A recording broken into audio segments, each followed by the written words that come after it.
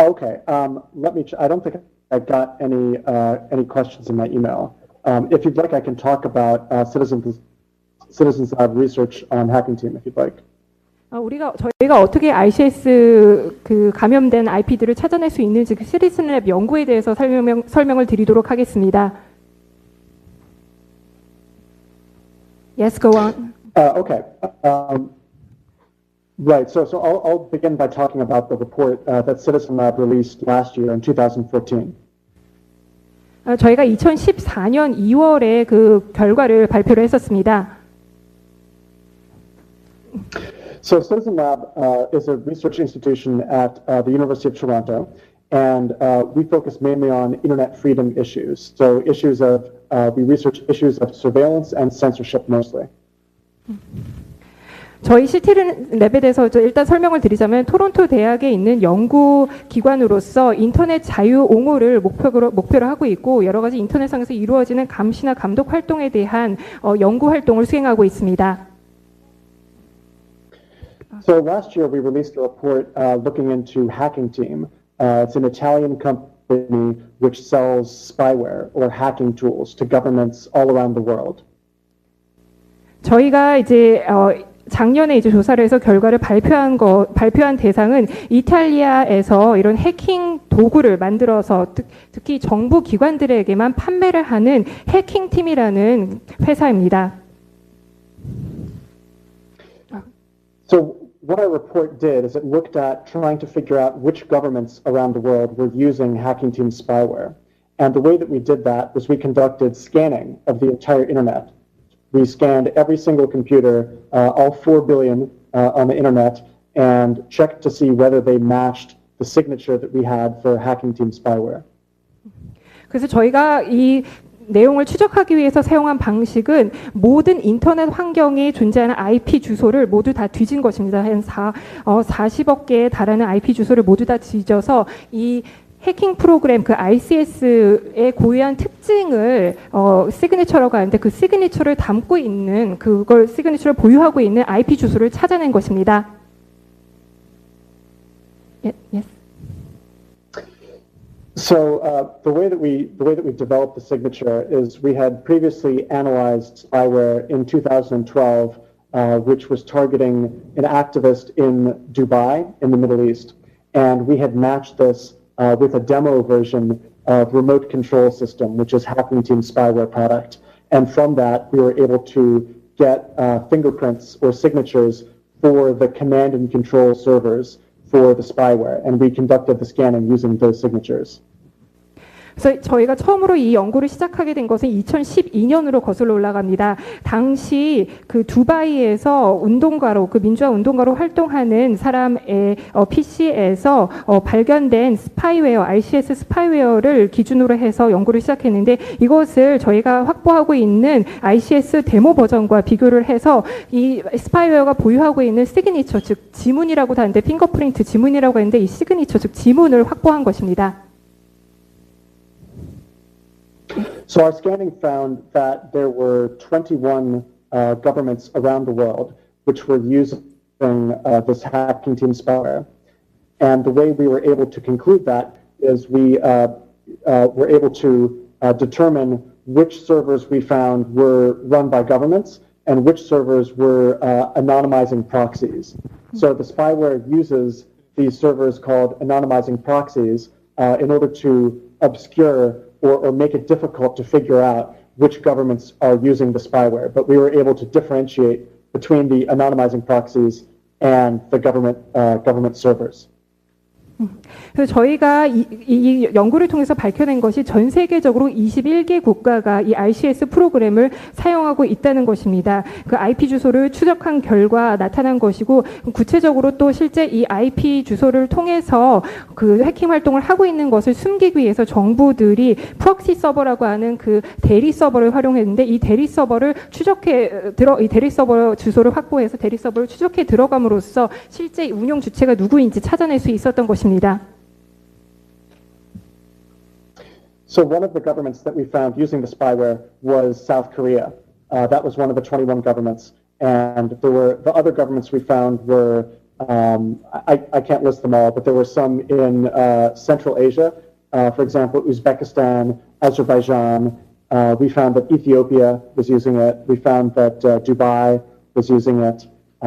We found very repressive governments that were using the spyware. 저희가 찾은 21개 국가 중에 한국도 포함되어 있고 또 다른 국가들도 포함이 되어 있는데 여기서 다 말씀드릴 수는 없지만 중앙아시아의 우즈베키스탄이나 아제르바이잔도 포함이 되어 있고 아프리카 에티오피아나 또 중동의 두바이 같은 국가도 포함이 되어 있었는데 이 중 상당수는 그 억압적인 정권으로 알려져 있는 국가들이었습니다. So when we released this report, one of the interesting things was Citizen Lab was contacted by the Korean press, who were very interested in the fact that we had found that the Korean government was using the spyware.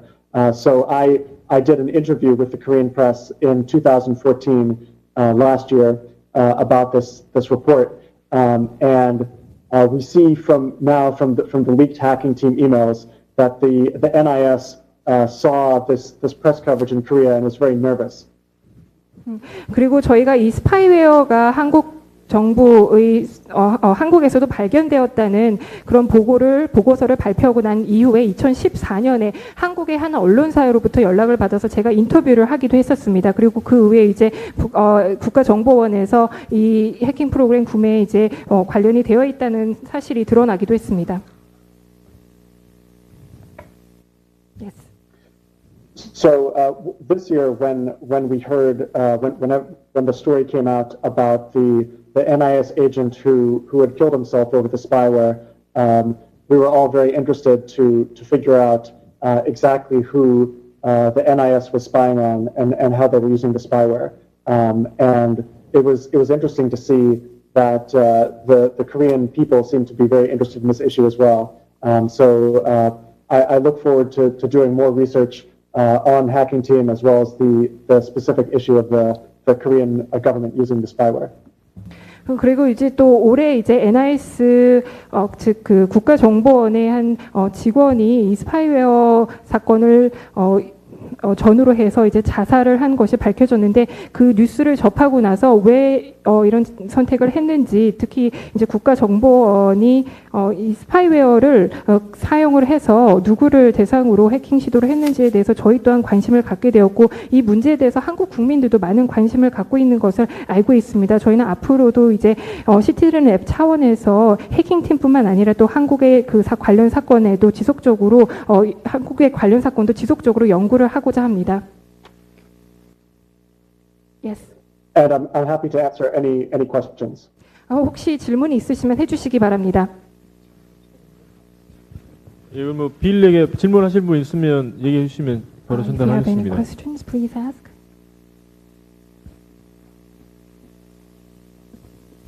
제가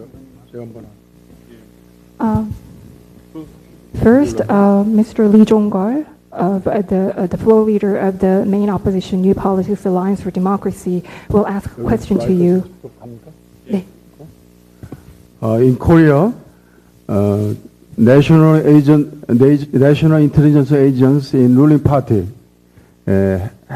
have just one nation in Korea arguing RCS become an issue. 우리말로 하는 게 낫겠다. 우리말로 하는 게 우리말로 하는 게. He will speak in Korean and I will interpret. Sure. 우리나라 지금 국정원과 여당은 이 해킹 프로그램에 대해서 그 문제가 되고 있는 나라는 오로지 한국밖에 없다. 그런데 제가 알고 있기는 35개국에서 90개국이 이게 이슈가 되고 있고 문제가 되고 있는 걸로 알고 있는데 예컨대 키프로스라든지 지금 얘기한 이디오피아든지 이런 데는 뭐 국정원 자체가 문제가 되고 있고 또 굉장히 이 문제가 사회 문제가 되고 있다는 걸로 알고 있는데 그 전반적인 그 내용에 대해서 알고 있는지를 묻고 싶습니다. The National Intelligence Service and the ruling Saenuri Party are arguing that Korea is the only country that became an issue that raised an issue about RCS program. And I know that there are 35 other countries and around 90 agencies that are customer to Hacking Team. Is it true that there is no country that that has seen this issue become controversial in their society? And I also it is my understanding that in countries like Cyprus and Ethiopia, the activity of the agencies, the intelligence agencies of those countries have become a social issue as well. Can you tell me about the situations in other countries as well? Sure. So as you said, there's many different governments which are customers of the spyware. I think that the public reaction in South Korea has been the biggest of any country that I've seen so far. And it's been my experience from chatting with my friends in South Korea that the level of engagement, or at least civic engagement in South Korea, seems to be very high and very strong. So I've been very impressed with the NGOs and the activists in Korea. There's a very strong civil society there. So I think that's one of the reasons why the issue has been so big and so important in the press. But in some other countries as well, we've seen news coverage. There was coverage in Cyprus. There was coverage in Switzerland where the police actually asked for a refund for the software. But I think South Korea has the biggest coverage of the issue that I've seen. 이제 제가 아까 말씀하셨듯이 이 RCS를 구입한 그 고객으로 그 한국 정부뿐만이 아니라 다양한 그 국가의 정부들이 모두 고객사였던 것으로 드러났습니다. 그런데 이제 이런 그 사건이 알려졌을 때 한국만큼 큰 사회적 반향을 일으킨 국가는 없었습니다. 제가 한국에 있는 친구들과 얘기를 해본 결과 이런 결과가 나타나게 된 이유 중 하나는 한국에서는 시민사회 참여가 굉장히 높기 때문이라는 것을 알 수 있었습니다. NGO나 기타 시민사회 단체들이나 여러 활동가들 활동이 굉장히 활발하게 이루어지고 있는 것이 이 사건이 이슈화됐던 그 이유 중에 하나가 아닐까 생각합니다. 그렇지만 다른 나라에서도 이 사건이 보도가 되었습니다. 사이프러스나 키프로스나 스위스 같은 나라에서도 보도가 되었고 어떤 그 나라에서는 경찰청이 이 사건이 보도되고 난 이후에 해킹팀사에 환불을 요청한 그런 사례도 있었습니다. 그렇지만 한국이 이제 이런 요인으로 인해서 가장 그런 사회적 방향이 크게 나타나지 않았나 생각이 되고 또 그만큼 시민사회 활동이 활발하다는 점에서 저는 감명을 받았습니다. 되셨나요? 예, 뭐 혹시 또 다른 분 질문 있으신가요? 예, SBS 정영태 기자인데요. 그 국정 같은 경우는 국민들을 안심시키기 위해서 카카오톡 같은 그 모바일 메신저 프로그램은 해킹팀의 RCS로 해킹이 안 된다라고 설명을 했는데요. 시티즌 랩에서 그 설명에 대해서 좀 기술적으로 어떻게 생각하시는지 질문드리겠습니다. In order to reassure our citizens, the NIS has publicly said that KakaoTalk and other mobile-based applications are not susceptible to the hacking by RCS program. We'd like to know whether that is technically possible or not. Well, one of the things that we saw in the leaked data from Hacking Team is that there was an instance where Hacking Team employees traveled to Korea to hear the concerns of the NIS. And one of the issues, according to Hacking Team, that the NIS raised is that they wanted the RCS spyware to be improved or to add the feature to be able to spy on KakaoTalk conversations and messages. So there's no evidence that we can find that Hacking Team ever changed the RCS spyware to add this functionality, but we see in the emails there appeared to be continued interest, ongoing interest from the NIS in having RCS be, added, the feature added to spy on KakaoTalk. 저희가 이제 이번에 해킹을 통해서 해킹팀사에 대한 해킹을 통해서 밝혀진 이메일 이메일 송수신 내용을 보게 되면은 해킹팀사의 직원 한 명이 한국으로 출장을 와서 국가정보원 측을 만나서 이제 면담을 진행했었는데 그 와중에 국가정보원 측에서는 이제 제기했던 그 우려 중에 하나가 이 RCS 프로그램이 카카오톡을 대상으로도 감청을 할 수 있는지 그 기능이 더해졌으면 좋겠다는 그런 의견을 피력을 했던 것으로 드러났습니다. 구체적으로 해킹팀사가 실제 그러한 기능을 보유한 RCS의 새로운 버전을 만들어서 공급을 했는지에 대한 정보는 없습니다. 그렇지만 여기서 분명한 점은 국가정보원이 그 RCS의 그런 카카오톡 감청과 관련된 기능을 추가할 의향이 있었음을 보여주는 단서는 있다는 것을 말씀드립니다. 예, 또 다른 분 질문해. Any other questions? 예, 저 뒤쪽에.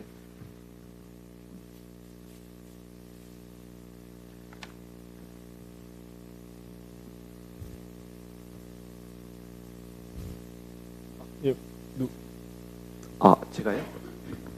예.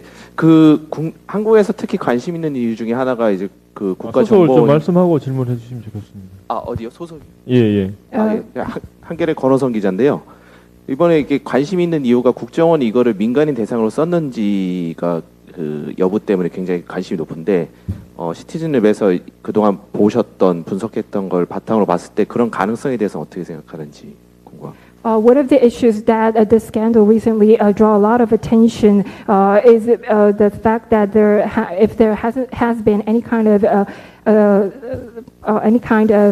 civilian surveillance on the part of the NIS, we'd like to ask you your opinion about the possibility of such instances, given the technical background to this program. So, sorry, the question was about, are there any instances of civilian spying? In other countries, and the possibility of this program being abused for such purposes. I see. Yeah, so in many of the other cases that we've done research on at Citizen Lab, for example, Ethiopia, Morocco, Dubai, the targets who were spied on by the governments in those countries were journalists and activists and civilians. There's also been a number of other cases that we're investigating and that we're concerned about. So, given what we've seen, it appears that the government agencies which purchase this sort of technology are often not subject to any sort of robust oversight in how they use the technology, which is a problem, because once Hacking Team sells the technology to a government, the government can use it however they want, and it's really up to the government to the intelligence agency to tell people that they've purchased this technology, that they're using it. So the oversight problem is really hard, and if there's no oversight for this technology, then we see abuse. So I'm not sure about the situation in Korea, whether there's various oversight. The NIS is the key component. If there's a lack of oversight, there's always the potential for abuse. 저희가 이제 연구를 했던 사례들은 주로 이제 에티오피아나 모로코, 두바이 등에서 언론인 그리고 인권 활동가 또 민간인들을 대상으로 한 그 사찰에 이 RCS 프로그램이 사용된 사례였습니다. 이제 사실상 이제 정부가 이 RCS 프로그램을 구입하고 나서는 이러한 구입 내역이나 아니면 구입 시 사용 사례에 대해서는 다른 그 외부의 감독이 굉장히 약하기 때문에 실제 구매 후에 정부가 어떠한 방식으로든 자기가 원하는 방식으로 사용할 가능성은 있다는 점을 말씀을 드립니다.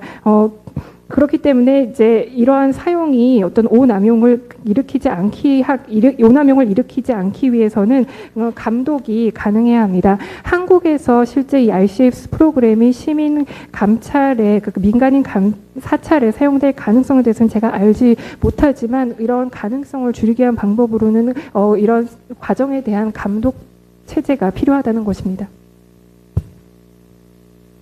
예, 저 뒤쪽에.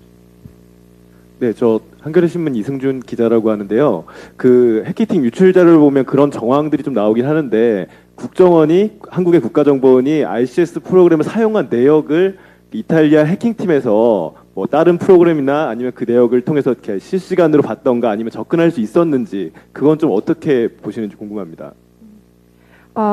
There are a lot of circumstances that may appear to be vindicating the NIA's activities by using the RCS program developed by Hacking Team.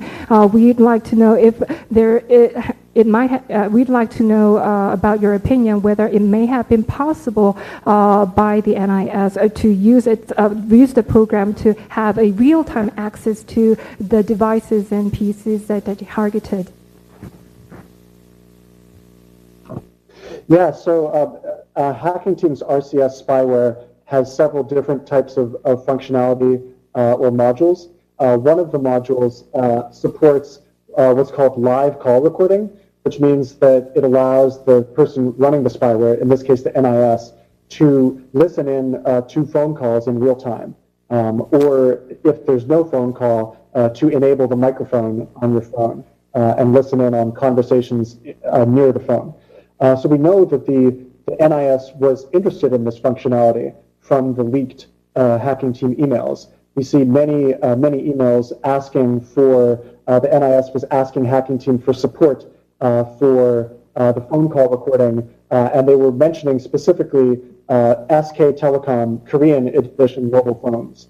So they were asking for the support for the call recording, especially on SK Telecom Korean mobile phones. 해킹팀이 개발한 프로그램은 기본적으로 굉장히 다양한 기능을 가진 여러 가지 버전이 있습니다. 그런데 이제 이번에 해킹 사건을 통해서 유출된 이메일 자료를 보면은 국정원 측에서 해킹팀이 갖고 있는 프로그램의 실시간 감청 기능에도 관심을 가지고 있었던 것으로 보입니다. 이런 기능은 실제 어떤 스카이프나 어떤 통신 스카이프 등의 어떤 기능을 통해서 통신 장비로 통화가 이루어질 때 이 내용을 실시간으로 들을 수 있는 기능을 갖고 있고 또 주변의 통화도 들을 수 있는 기능이 있습니다. 그리고 또 구체적으로 SK텔레콤사가 언급이 돼서 이 통신사를 사용해서 이루어지는 통신 내용의 감청 가능성에 대해서 문의하는 그런 내용도 있었던 것으로 알고 있습니다. 네.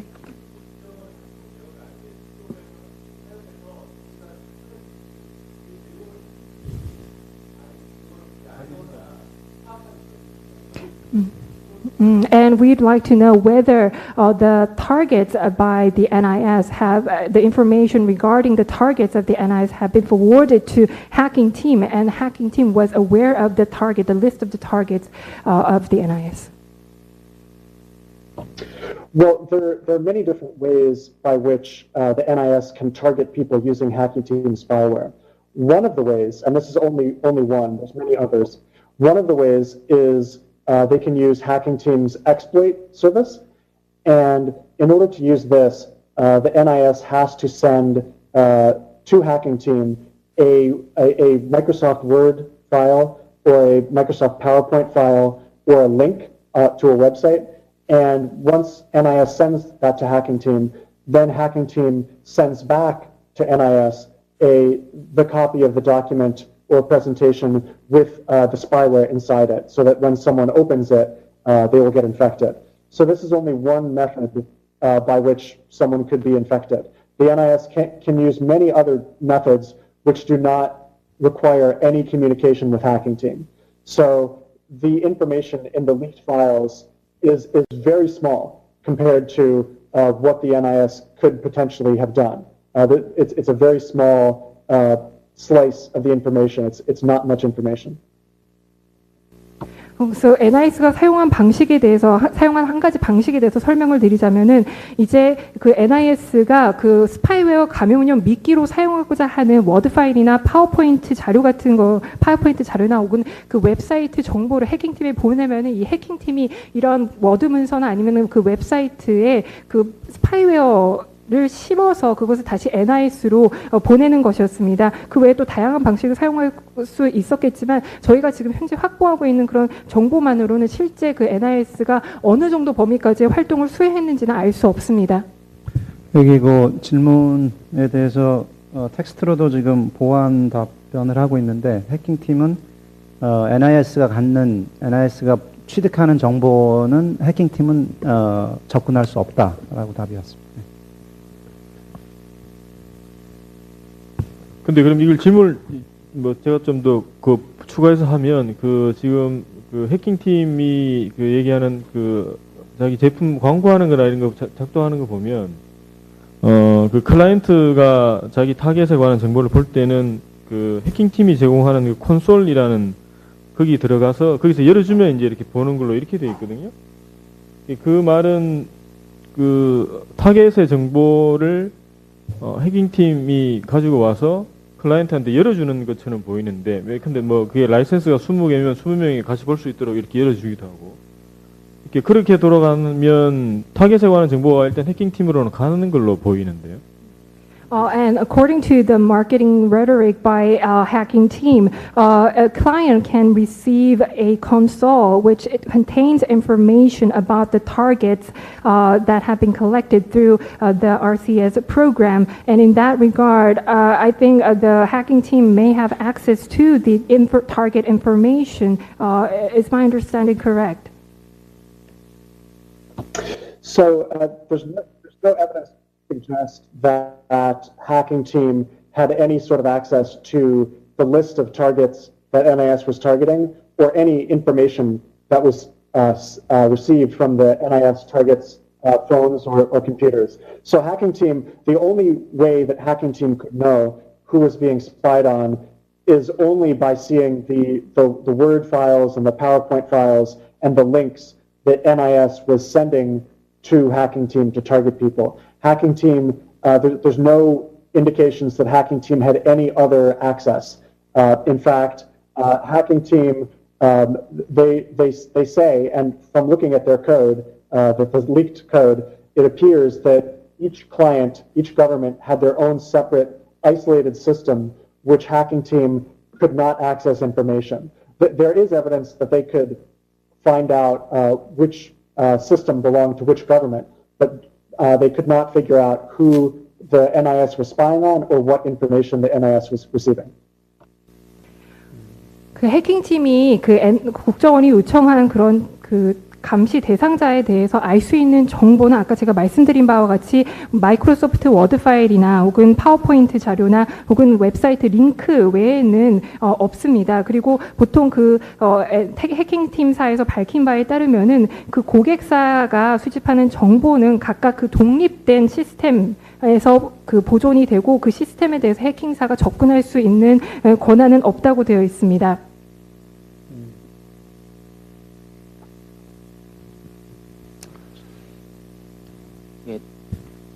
SBS 김수영 기자입니다.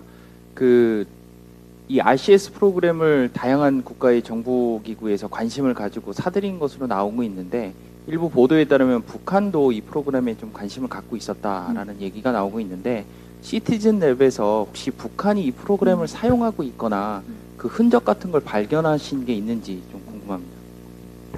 Many governments, according to recent reports, have been paying a lot of attention to systems like RCS, and some reports said that North Korea also was a country that had interest in this program. We'd like to know, according to your research, there have been any kind of evidence or traces that link to the possible usage of North Korea of the system. So are you asking if North Korea used the system, like North Korea purchased and used the system? Yes. There's no evidence that North Korea purchased the system. In fact, from the leaked emails from hacking team, we see that they were they seem to be very concerned about not breaking sanctions or not getting on the wrong side of sanctions. So that's not really saying much because there's not many sanctions on software. There's no evidence to suggest they sold to North Korea or that they were considering selling to North Korea. 지금 북한이 이런 RCS 프로그램을 구매해서 사용했다는 증거는 없습니다. 그리고 또 이번에 해킹 사건을 통해서 유출된 이메일 정보를 보면은 실제 그런 그 국제적으로 행해지고 있는 제재 조치에 대한 우려를 해킹사가 갖고 있는 점 등을 고려를 했을 때 그런 판매 행위가 이루어지지는 않았을 것으로 보입니다.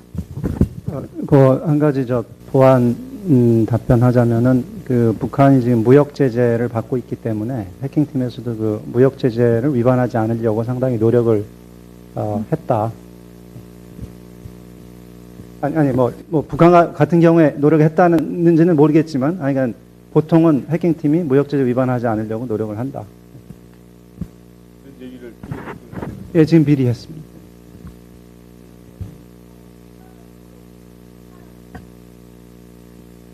예, 지금 추가적으로 북한, 이란, 시리아에 대해서는 해킹팀이 팔지 않았다는 점을 스스로 이렇게 강조해서 발표를 하고 있습니다.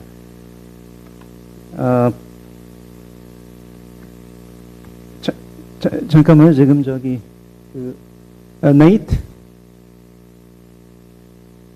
네이트. Yeah, sorry, I was on. Do you maybe it's a good time to talk about what you know about U.S. agencies' use of RCS? Yeah. So we know only a little bit about how the United States government used RCS.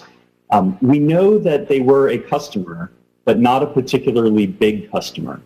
And we also know that the FBI has developed its own malware, which is, we believe, significantly more advanced. 저희가 이제 미국 정부가 이 RCS 프로그램을 사용했는지 여부에 대해서 저희가 알고 있는 정보는 굉장히 제한적입니다. 이제 한 가지 알고 있는 사실은 고객이기는 했지만 큰 고객은 아니었다는 점입니다. 미국은 정보당국 자체적으로 RCS 프로그램보다 훨씬 더 기술적으로 진보된 프로그램을 갖고 있을 것으로 주장하고 있습니다. 예, FBI가. So we believe that the RCS purchase, by the U.S. government was as a secondary or backup tool to use if their primary tools didn't work for whatever reason, or if they didn't want to use it. For instance, in order to provide plausible deniability in case they got caught. 그리고 또 이제 그 미국 정부가 RCS 프로그램을 구입한 이유는 2차적인 백업 수단으로서 구매를 하지 않았나 저희가 생각하고 있습니다. 1차적으로 미국 FBI 등의 미국 정보 당국에서 사용하고 있는 프로그램이 이제 제대로 작동을 하지 않거나 혹은 이제 보안상의 이유로 그 활동 내용을 가려야 할 경우에 2차적 백업 수단으로서 RCS를 활용했을 가능성이 있습니다. 예, 저기 빌 마크 잭슨한테 질문해도 될까요, 다시? I'd like to ask a question to Bill Mark Jackson. Bill Mark Jackson. 네, 말씀하십시오. 예. 예, 저는 시사인의 김연희 기자인데요. 질문이 두 개인데 첫 번째는 그 6월에 NIS에서 해킹을 했던 타겟으로 나온 핸드폰이 GTN7100이라는 핸드폰이 있는데 이거는 이제 국내에서 사용된 걸로 확인이 되고 언어 설정이 영어, 필리핀어로 돼 있거든요. 근데 국정원에서는 이거를 실험용이라고 말을 하는데 빌 마크 잭시도 그 의견에 동의를 하시는지를 먼저 묻고 싶고요. 두 번째로는 그 해킹팀에서 국정원의 로그 파일 같은 것도 전혀 뭐 가지고 계시지가 않은지 그 두 가지 질문하고 싶습니다. I'd like to pose two questions to Bill Marczak. The first of which is that, according to the information revealed, the NIS, one of the targets that was revealed, that was targeted in June this year, had the IP address of 7100, and its configured language was English and Philippines, and but the National Intelligence Service said that this IP address was for internal. 예, 핸드폰 기종이 네, 삼성폰인데요. GTN7100. GTL 7100. GTN. GTN 7100이요? 예. 네, 알겠습니다. One of the target machines targeted by the NIS in June was GTN 7100, and its configured language was English and Filipino, and the NIS said that the hacking of the phone was for internal experimentation. I'd like to ask your opinion about whether this kind of usage can actually mean an internal experiment by the agency. And my second question is that will it be possible for hacking team to have the information on log files of the IP addresses? Yeah, so we found that in May and June 2015, the NIS successfully infected 3 Android phones. One of them, as you say, was this one which was set to English Philippines for the language. The NIS says it was for testing. We really don't know. It's possible that the NIS had this cell phone in their lab and they were testing. Who knows? We need more investigation to find out. What I can tell you is that the NIS, when they were requesting the links to infect Android phones, they sometimes requested links. They said the links are for testing, and sometimes they requested links for real targets. And in this case that you mentioned, the phone set to English Philippines, that one was requested for real targets. So I don't know. Do we believe the NIS when they first said this is a real target, or do we believe them now when they say it's for testing? I don't know. I think there needs to be more investigation to figure out just who exactly was being targeted. 첫 번째 질문에 대해서 답변을 드리겠습니다. 기자님께서 말씀하신 것과 같이 2015년 5월과 6월에 국정원이 3개의 안드로이드 폰을 성공적으로 해킹했습니다. 그중 하나가 아까 기자님께서 말씀하신 그 영어와 필리핀어로 언어 설정이 되어 있는 핸드폰이었습니다. 사실 그 NIS 측에서 이 핸드폰 같은 경우에는 실험 목적으로 내부 실험용으로 쓰였다고 하는데 그 내용을 사실상 저희가 증명을 하기 위해서는 보다 추가적인 조사가 필요합니다. 현재로서는 아무런 내용도 아무런 사실도 확인을 할 수 있습니다. 그렇지만 제가 여기서 말씀드릴 수 있는 점은 이번에 해킹 사건을 통해서 드러난 이메일 내역을 보면은 국정원이 해킹팀에 그 해킹 요청을 할 때 일부 대상에 대해서는 실제 타깃이라는 말을 덧붙였고 일부 대상에 대해서는 실험용이라는 내용을 덧붙여서 구분을 했었다는 점입니다. 그리고 아까 말씀하신 핸드폰 같은 경우에는 실제 타깃으로서 해킹 요청이 이루어졌던 핸드폰입니다. 근데 그것이 실제 국정원이 말한 대로 실험용으로 사용된지 아니면 실제 타깃이었는지 여부는 현재로서는 알 수가 없고 더 조사가 있어야 한다고 생각합니다.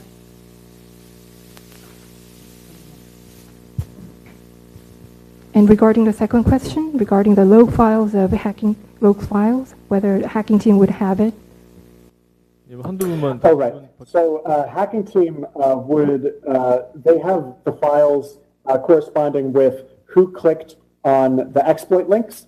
So any sort of exploit links which hacking team generated for the NIS, they have the logs of who clicked on that. But it appears they only keep logs for 2 months. So they only have the logs for May and June, and those logs were the ones which were released in the hacking team leaked data. And unfortunately, the logs only have what we've been able to see, which is the IP address, the model of the. So that only allows us to tell what was the model of the phone, what was the mobile phone provider, the mobile phone carrier which was being used. And whether the phone was an international edition or a local edition. But that's the only data that we have, and that's the only data that hacking team would have. 해킹팀이 보유하고 있는 정보는 NIS 요청에 의해서 그 익스플로잇을 심을 때 익스플로잇을 누가 심었는지에 대한 그런 교신 내역은 해킹팀이 갖고 있습니다. 그런데 이 해킹팀 이 갖고 있는 이러한 정보도 2달 동안만 보관이 되고 그 이후에는 삭제가 되게 됩니다. 그렇기 때문에 6월 그 이전의 데이터 같은 경우에는 확보하지 않고 있을 가능성이 있습니다. 그리고 저희가 아까 말씀을 드렸듯이 해킹팀이 보유하고 있는 정보를 통해서 저희가 알아낼 수 있는 사실은 그 해킹 대상이 된 핸드폰의 뭐 IP 주소나 그 모델명이나 그리고 그 통신 서비스를 제공하는 이동통신사나 또 이것이 국제 핸드폰인지 아니면 국내용 핸드폰인지 이런 정도의 정보뿐입니다. 네, 그리고 해외 참가자들 답변 취합해서 보면 그 국정원 로그 파일을 해킹팀이 가지고 있을 가능성은 거의 없다. 네, 마지막으로 이분들이 그쪽이 저녁이라서 이제 가실 때가 돼가지고요. 네. One last question, please. 저 블루터 권혜미 기자라고 하고요.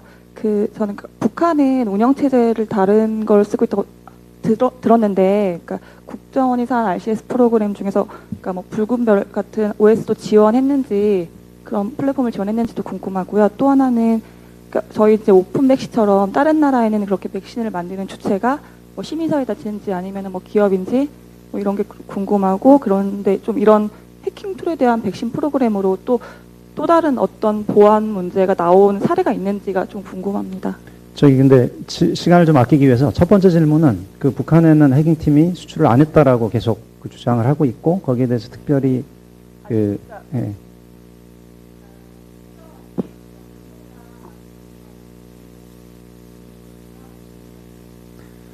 국정원이 고객은 국정원인데 예, 알겠습니다. 예.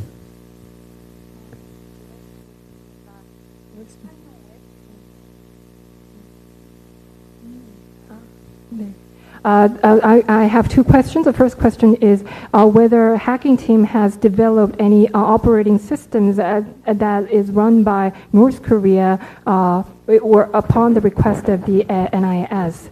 Because what is widely used in Korea is Windows operation system and Android, but the different systems are used in North Korea. And my second question is regarding the possible exploitation of the vaccine programs against hacking tools that have been developed until today. So with regard to the first question, we see, that there's no evidence that South Korea, the NIS, was requesting any special exploits for programs specific, like Red Star OS or like specific North Korean programs like that. We do see that they were requesting, functionality or support for programs like KakaoTalk or functionality or support for voice recording on SK Telecom phones, but there hasn't been any evidence to suggest that they were seeking specific exploits from Hacking Team for the Red Star OS. 말씀드린 첫 번째 질문에서 답변을 드리자면은 NIS 측에서 북한이 사용하고 있는 OS를 해킹할 수 있는 어떤 익스플로잇을 특별히 개발해달라는 요청을 하지 않았다는 점입니다. 그렇지만 이제 아까 그 이메일 등에서 드러난 내용을 보면은 국정원 측에서는 SKT 폰을 해킹해서 그 음성 통화 내용을 기록할 수 있는 기능이 있는지 등을 문의를 했었습니다. And answer to the second question. Right. So the second question was about antivirus tools and whether they have exploits. There is a possibility of exploitation by with others with not good intentions. Well, so in terms of antivirus programs that the NIS specifically requested from Hacking Team that they check their product against the latest version of OnLab antivirus, which I understand is a popular antivirus in Korea. So there's emails where the NIS asks Hacking Team, they even provide them a link to the latest version of OnLab and antivirus and ask them, can you please test to make sure this is not detected by OnLab antivirus? As for other antivirus programs, Hacking Team regularly tests their spyware against, I think it's like 20 or more top antivirus programs from many different countries. And we also saw the NIS request specific functionality to bypass Chinese antivirus, like I forget what it's 360, some 360 antivirus. They wanted to bypass that as well. Regarding the possible security risks by the that can be posed by the development of open vaccine and other vaccine programs by the civil society and corporations. Oh, so this is also a big concern because so we see this a lot with security applications or applications which are designed to be secure. Often attackers can exploit the fact that you're releasing this application and they come up with like a fake download page that has a malicious version of the security tool. So we see this. I think Nate can talk a bit more, but I remember there was one or two cases with Tor where people came up with malicious download pages that had malicious versions of Tor. So this is fairly common for security tools that around the big public release of a tool, someone might try and exploit that by releasing a fake version. Was that the question? Yes. 그래서 두 번째 질문에 대해서 답변을 드리자면은 그 말씀하신 내용이 저희가 우려하고 있는 사안들 중에 하나입니다. 이렇게 보안용으로 개발된 그런 백신 프로그램들을 이것을 해킹을 목적으로 하는 다른 어떤 공격자들에게 악용하는 수단이 될 수 있다는 것입니다. 그래서 예를 들어서 이러한 이러한 백신 프로그램을 다운로드 받을 수 있는 그 가짜 웹페이지를 만들어서 사용자들이 이 웹페이지에 접속을 해서 오히려 거꾸로 자기 컴퓨터나 기기를 감염시킬 수 있는 악성 프로그램을 다운로드 받게 될 수도 있습니다. 그리고 실제 그런 사례들도 있었습니다. 예를 들면 토르라는 서버에 접속을 하게 됐을 때 사람들은 그런 의도를 갖고 접속을 한 것은 아니었지만 이 과정에서 악성 코드에 감염이 된 사례도 있었습니다. 그리고 더불어서 이제 아까 그 질문 앞부분에서 말씀을 하셨던 내용은 국정원 측에서 안랩 즉 안철수 연구소에서 만들어내는 그 백신들에 걸리지 않도록 이 프로그램을 수정해 달라는 그런 요청이 있었다는 점을 말씀드리고 또 해킹팀 차원에서도 전 세계적으로 개발되고 있는 다양한 백신 프로그램들에 대해서 자기 프로그램이 감지가 되지 않도록 지속적으로 정기적으로 테스트를 하고 있습니다. 네, 그리고 빌 보안 답변이 지금 오늘 발표한 오픈 백신처럼 다른 나라에서 RCS에 대한 대응 백신을 개발하고 있는 데가 있냐 그랬더니 자기가 알고 있는 데는 모른다고 하고 자기가 알고 있는 데는 없다고 합니다. 예, 그러면 처음에 예정했던 시간보다 상당히 시간이 지나서 이것으로 3세션을 마무리. 그래요? 우선 빌은 텍스트로 지금 인사를 했고요. 네이트 칼도저 EFF 재단 그러니까 전자 프론티어 재단에서 마지막으로 하실 말씀이 있다고 합니다. 네, 들어보죠. 네. Nate, please go on with your last comment. Okay, now I'm unmuted. So KS asked me to talk about what our suggestion for monitoring intelligence agencies like NIS or NSA, and would setting up a court analogous to the Foreign Intelligence Surveillance Court in the U.S., would that be a good idea? So a little bit of background, the Foreign Intelligence Surveillance Court here is a secret court that authorizes or rules on intelligence operations. So that was the question. And do you want to? Okay, I'll do the translation. 네, Sure. 외국 정보기관들은 외국에 대해서 그러니까 외향 정보기관이죠. 외국을 상대로 국가 안보를 위해서 정보 수집을 하는 기관들은 상당히 많은 권한들이 국내 수사기관들이 갖지 못한 권한들을 갖게 되는데 그런 외국에서의 해외 정보 수집을 통제하기 위해서 좀 방안이 필요하지 않냐라는 질문을 했었고요. 그래서 그 중에 하나로 나온 게 미국 같은 경우는 해외 정보 수집에 대해서는 외국 정보 활동만을 대해서 영장 발부를 전담하는 비밀 법원이 있습니다. Go ahead. Go ahead. please.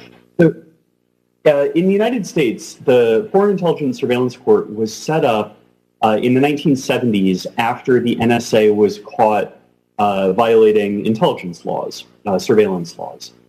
And the point of the FISC is to provide a check on the power of the intelligence service.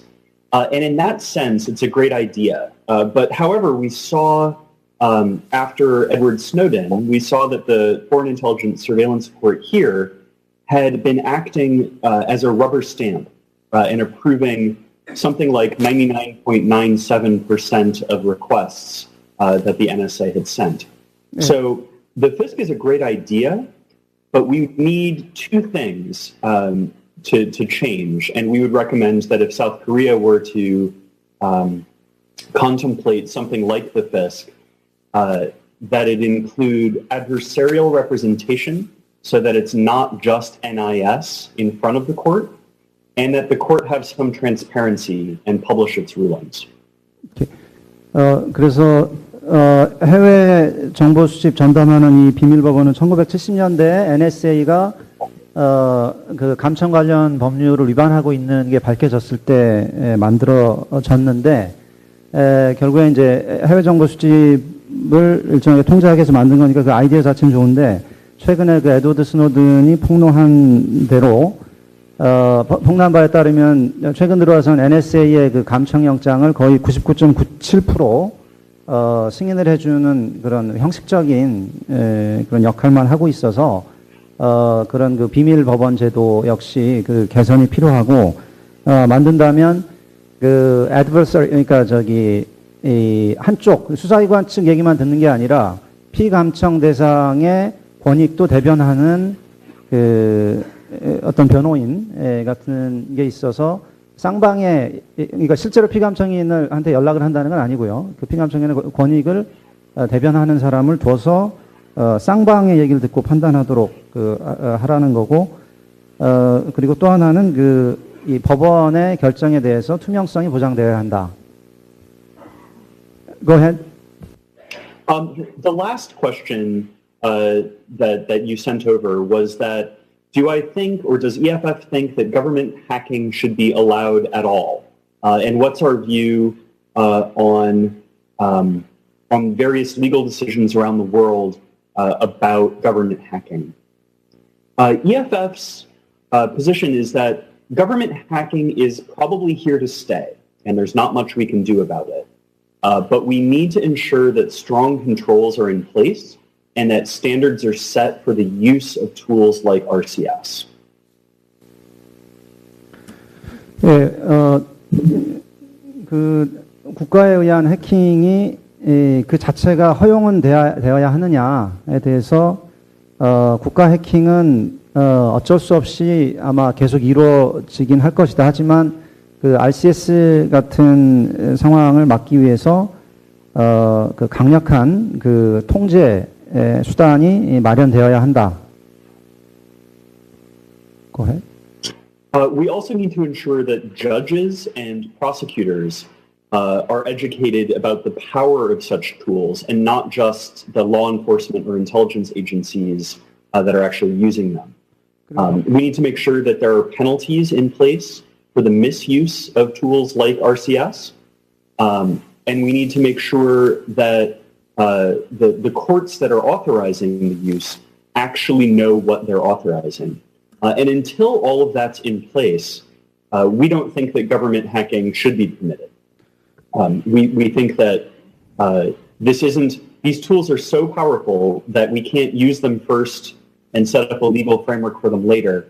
But we need to have a public debate to talk about whether or not and in what circumstances these sorts of tools are appropriate and what sorts of controls are necessary.